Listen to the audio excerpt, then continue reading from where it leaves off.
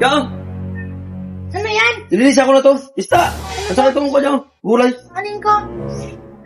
Ano ba? Kababae mo tao. Tanongin mo kung ano gagawin dyan. Ito pakain mo sa aso, sa pusa. Ito itanim mo. Oh.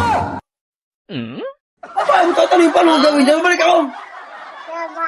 Sabi niya, kain daw sa aso o kaya sa pusa.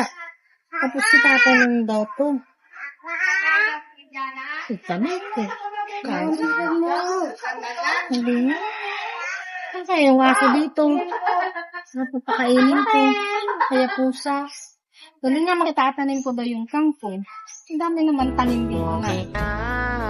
Tanim ko na. Tama-tama ko. Malambot kayo mga.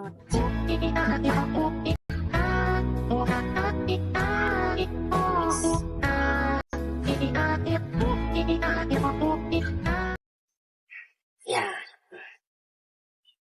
Titiligan ko naman ngayon. Ngayon naman, hahanap ako ng pusa o kaya aso na papakainin ko ng isda. Doon na nga ako. Sabi niya, ipapakain ko daw sa pusa o kaya aso kung ulam na dala niya. Ay, ito ang pusa! Ayan o! Oh. Ayan o! Ayan! Oo, sabi ko na nga eh. Sabi niya kakainin daw nila eh. Ano? Kain na natin. Ayan o. Oh, kainin mo. Ano mo dyan? Please. Marami pa to oh. Bakit? Ano mo dyan? Di ba sabi mo papakain ko sa pusa o kaya aso? Eh, pusa nakita ko eh. Madala akong gulay. Kangkong sa kayan. Ba't pinakain mo dyan? Sabi ko gulay mo sana. Ulawin natin. Anong sabi mo? Ibigay sa pusa o kaya sa aso, tapos yung gulay, yung kangkong, itanim, tinanim ko sa likod. Saan mo tinanim? Doon sa likod, yung sa may Akin na ako kamutin ni magluto ito. nanay. Tanda mo na di ka marunong magluto. Eh, galing ko trabaho. Dinala ko nga ito. O, nag-visit ko na. Wala na ito mga ano. Tapos, tulad ito. Ayun ang sabi mo eh, bibigay Sabi mo mo, sa kangkong. pusa kaya sa aso. Eh, pusa ang nakita ko. Eh, di sa pusa ko binigay. Saan di ba kangkong? Andun sa likod, sa may Wala, kamutin ni wala. nanay. Tutuin ko. Kunin mo dun, sabi mo itatanim, titinanim ko. Pahala ka na.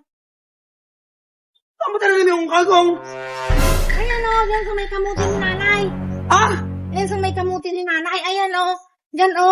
Ano ba ito? Ayan o, itong mga kangkong o. Didiligan na lang mamaya. Nag-asawa ko kung ganyan man ang ginagawa mo. Tutuin to. Kinuha ko doon ka na sa kabilang bahay kasi tanim. Paano ito? Eh sabi mo kasi bibigay sa pusa o sa aso yung isda. Tapos ito, itatanim. Tinanim ko naman. Tapos ipapakain ko sa pusa niyan. Bigyan ko nga ito kanina kasi kasabuhan sana ulawin natin. Eh, babae ito. Parang Hindi mo kayo naayos ang mami. tanda mo na eh. Tama naman yung ginawa ko.